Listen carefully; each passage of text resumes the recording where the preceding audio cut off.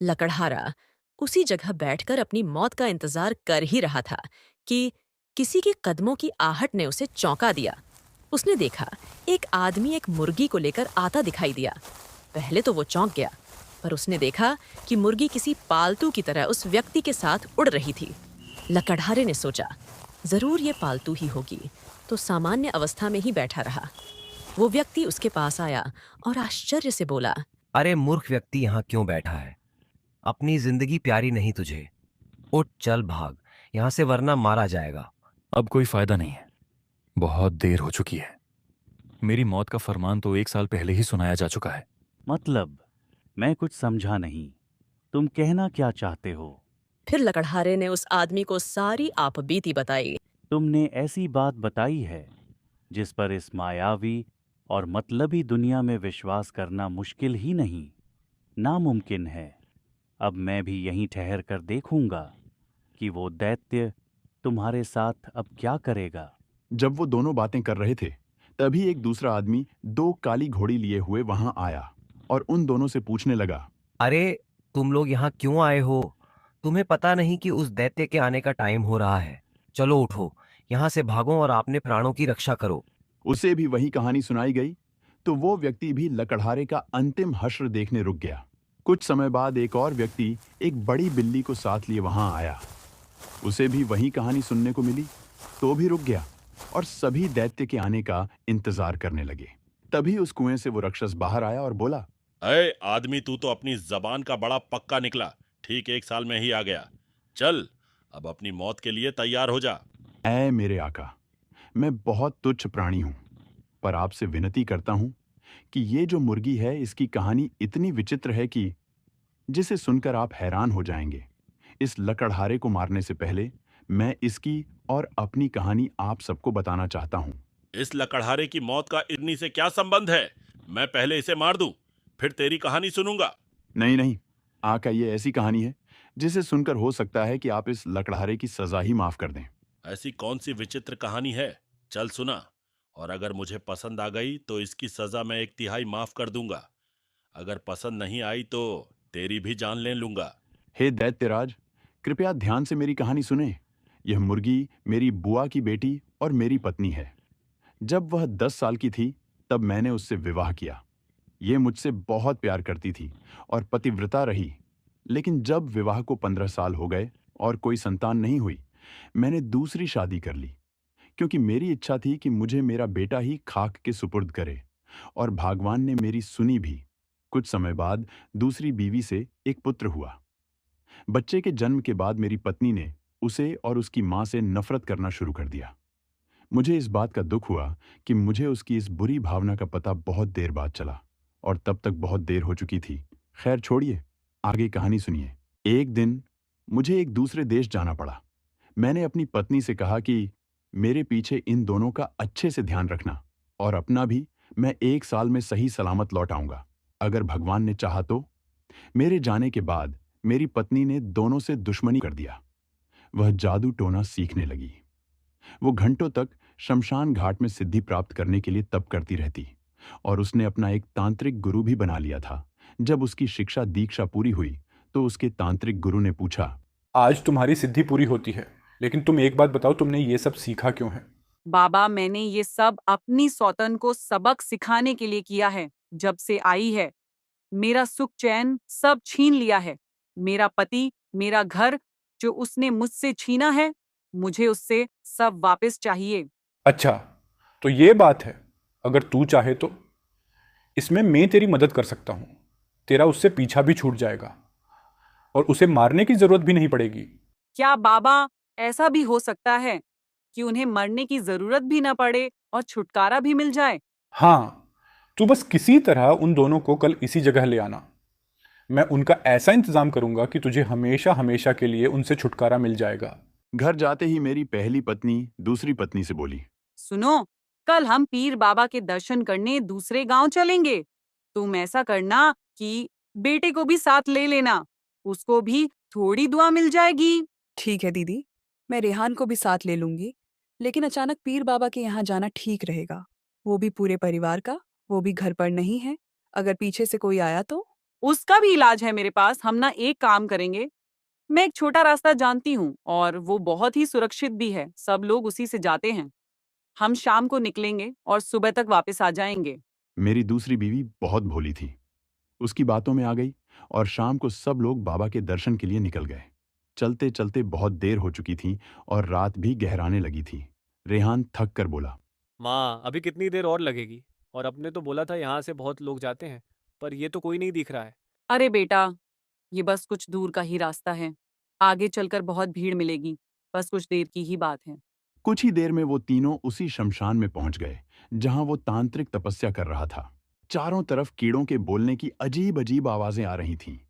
चारों तरफ धुआं धुआं उड़ रहा था और जिस तरह से वो तांत्रिक मंत्र पढ़ रहा था, मेरी दूसरी बीवी समझ चुकी थी कि कुछ तो बहुत बुरा होने वाला है। आपा, मुझे कुछ अच्छा नहीं लग रहा है। रब खैर करे हमारे साथ कोई अनहोनी होने से पहले ही यहाँ से निकल जाते हैं। अरे, तुम तो बड़ी चालाक हो। तुम्हें समझ आ ही गया कि यहाँ कोई अनहोनी होने वाली है। आपा, मैं समझी नहीं। आप कहना क्या चाहती हैं? आपको पता है यहाँ कुछ गलत होने वाला है, तो हम यह क्यों आए हैं? तुम बड़ी भोली हो। चलो मैं तुम्हें समझाती हूँ। तुमने बिल्कुल सही समझा। यहाँ अनहोनी तो होने वाली है, पर सिर्फ तुम्हारे साथ। आपा, आप ऐसा नहीं कर सकती। मैं आपको बड़ी बहन मानती हूँ और ये आपका बेटा है, हम आपका परिवार हैं। आप ऐसा कैसे कर सकती हैं हमारे साथ? परिवार? बड़ी बहन, तू नागिन है नागिन। जिस दिन से आई है, उस दिन से ही मेरी एक एक खुशी को डस लिया। मेरा पति, मेरा घर, सब कुछ छीन लिया। और जब से ये सपोला पैदा हुआ है, तब से तो कोई मुझे घर में पूछता भी नहीं। आज तुमसे मैं गिन गिन कर बदला लूंगी। उसने उस तांत्रिक को इशारा किया तो उसने एक एक करके मेरी बीवी और बच्चे को मुर्गी और मुर्गे में बदल दिया। उसके बाद तांत्रिक ने उसे समझाया कि कुछ ही दिनों में ईद आने वाली है और 1 बरस भी पूरा होने को है। तेरा पति भी लौटेगा। तू एक काम करना, अपने पति से कहना कि तेरी सौतन और उसका बेटा न जाने कहाँ चले गए हैं। और पीर बाबा ने कहा है कि अगर इस ईद पर एक मुर्गी और उसके बच्चे को साथ साथ कुर्बान किया जाए तो दोनों खुद मिल जाएंगे। और हाँ, इन दोनों को किसी जानकर कसाई को ही देना, ताकि जब तू कहे तो इन्हें आसानी से मंगवा सके। ठीक है बाबा, आपका बहुत बहुत धन्यवाद। आपने तो मेरी सारी मुसीबत ही खत्म कर दी। जब मैं विदेश से लौटा तो मैंने अपनी पत्नी से अपने पुत्र और उसकी मां के बारे में पूछा। उसने कहा कि क्या बताऊं मैं आपको, आपकी तरह मैं भी परेशान हूँ। आपके जाने के बाद न जाने वो दोनों कहाँ चले गए। आपके आने से पहले मैंने उन्हें बहुत ढूंढने की कोशिश की, जो अभी भी जारी है। और अब तो आप भी आ गए हैं। अब हम दोनों मिलकर उनकी खोज करेंगे। वो दोनों जल्दी ही मिल जाएंगे। उसने मुझे तांत्रिक का बताया हुआ उपाय भी बताया। कुछ समय बाद ईद का त्योहार आया। मैंने अपने कसाई से कहा कि एक स्वस्थ मुर्गी लाकर दे ताकि उसे कुर्बान किया जा सके। और मेरी किस्मत देखिए, मेरी इस मगरूर बीवी ने मेरे ही बच्चे और बीवी को कुर्बानी के लिए घर मंगवा लिया।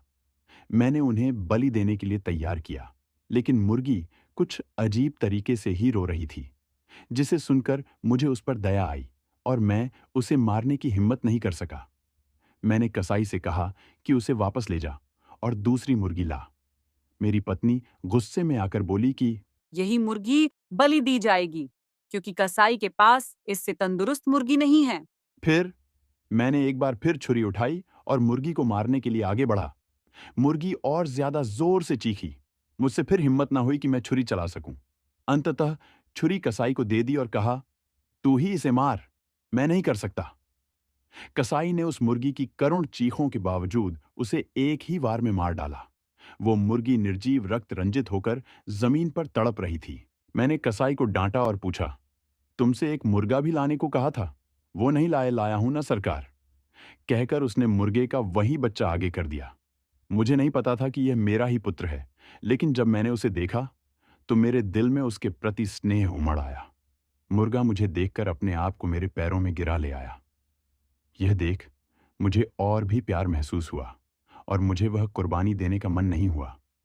उसकी आंखों से आंसू बहने लगे और मेरी भावनाओं ने मुझे और भी कमजोर बना दिया। तुम इसे क्यों नहीं मारते? यह मुर्गा तो बहुत मोटा और स्वस्थ है।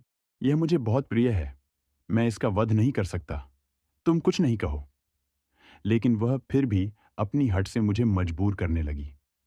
मैं तंग आकर छुरी लेकर मुर्गे की गर्दन काटने ही वाला था, लेकिन वह फिर मुझे देखकर रो पड़ा और मेरी दया जाग उठी।